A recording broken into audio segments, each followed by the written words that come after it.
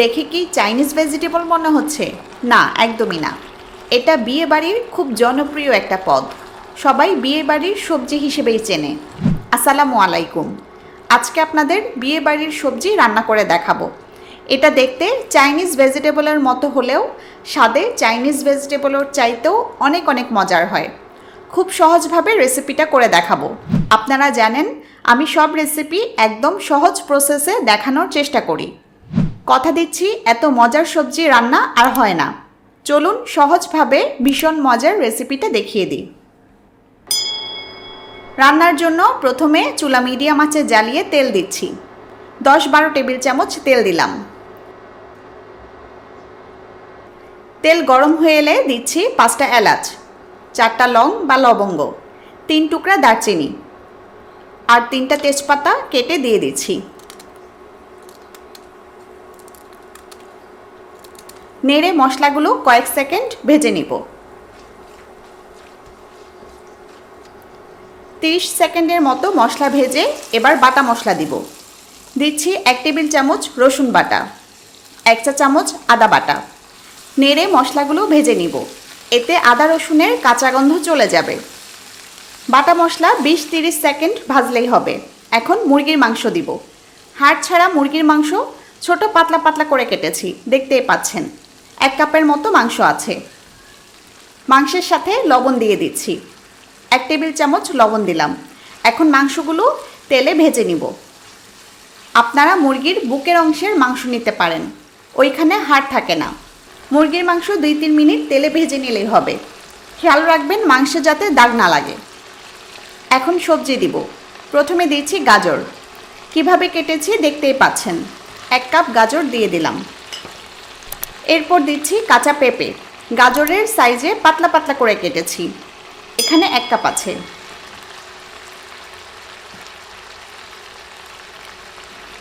এরপর দিচ্ছি বরবটি। 1 কাপ বরবটি দিয়ে দিলাম। এরপর দিচ্ছি ফুলকপি। কপির ফুলগুলো একদম ছোট ছোট করে কেটেছি।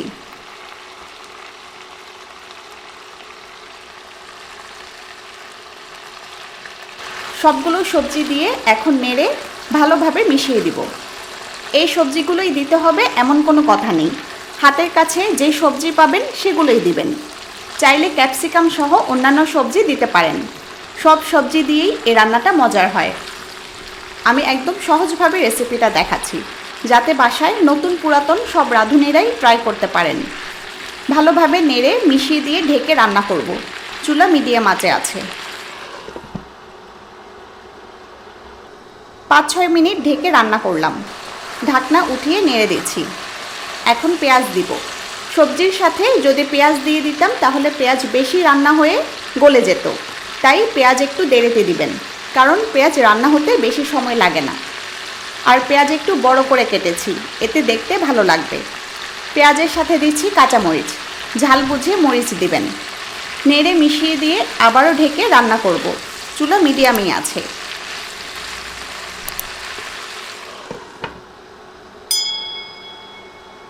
আরও 5 মিনিটের মতো রান্না করলাম।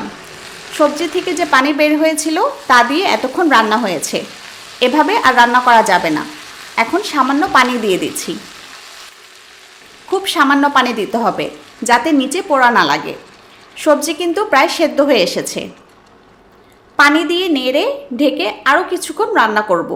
এ ফাঁকে আমি কর্নফ্লাওয়ারের মিশ্রণ তৈরি করব। দেখুন, একটা বাটিতে 2 টেবিল চামচ কর্নফ্লাওয়ার নিয়েছি। এখন নর্মাল পানি দিয়ে গুলে নেব। এটা রান্নায় একটা থকথকে ভাব আনবে, অর্থাৎ ঝোলটাকে গাঢ় করে ফেলবে। ভালোভাবে গুলে মিশিয়ে নিলেই হবে। এখন এটা একপাশে রেখে দিচ্ছি। এদিকে পানি দিয়ে আরও 5 মিনিটের মতো রান্না করলাম। সব কিছু সেদ্ধ হয়ে গেছে। এখন গুলে রাখা কর্নফ্লাওয়ারের মিশ্রণ দিয়ে দিব।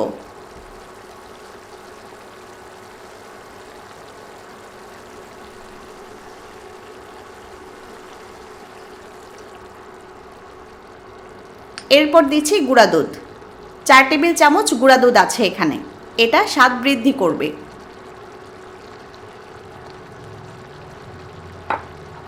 আর দিচ্ছি সামান্য চিনি। এটা স্বাদের ব্যালেন্স করবে। চিনি বেশি দিবেন না। আমি 1 টেবিল চামচ দিচ্ছি। আর দিচ্ছি কালো গোলমরিচ গুঁড়া, আমি ক্রাশ করে দিয়ে দিচ্ছি।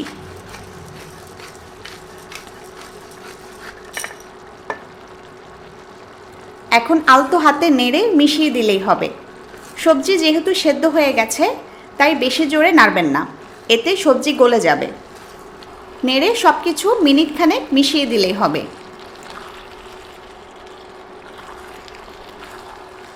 এরপর দিচ্ছি ঘি, 1 টেবিল চামচ ঘি দিচ্ছি। এটা রান্নায় খুব চমৎকার ফ্লেভার যোগ করবে। ঘি দিয়ে নেড়ে দিব, আর ঘি মিশিয়ে দিয়ে চুলা অফ করে রান্না শেষ করব। একদম সহজভাবে রেসিপিটা দেখালাম। কথা দিচ্ছি এভাবে রান্না করলে বিয়ে বাড়ির সবজির চাইতেও বেশি মজার হবে। বাসায় অবশ্যই ট্রাই করবেন। জানার অপেক্ষায় রইলাম কেমন হয়। সবাই ভালো থাকুন, সুস্থ থাকুন। আল্লাহ হাফেজ।